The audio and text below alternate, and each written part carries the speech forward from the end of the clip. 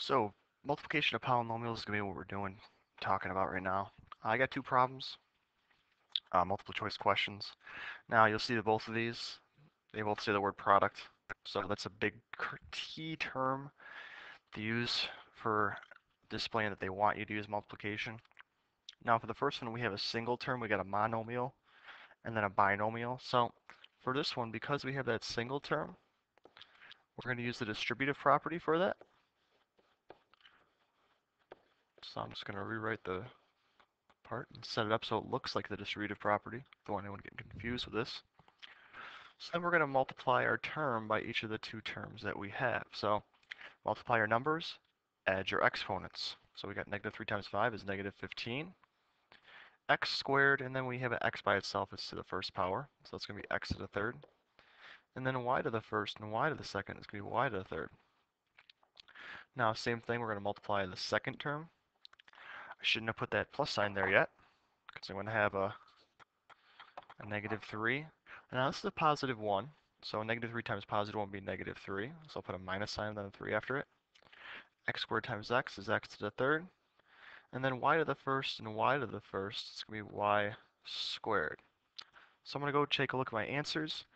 It looks like for this question that number 1 is going to be the correct answer.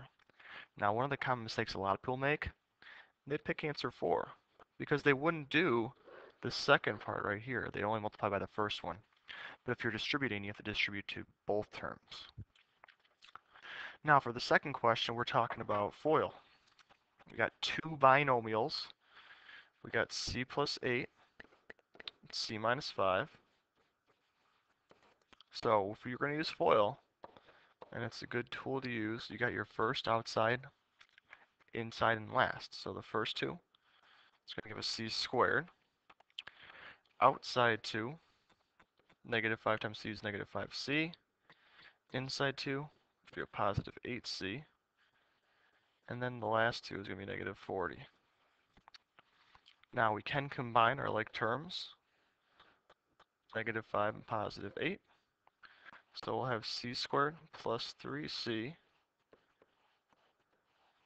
minus 40. And that makes our answer number 1 as well.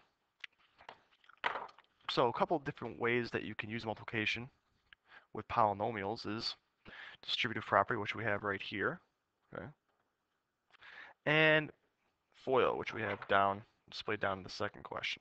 Okay?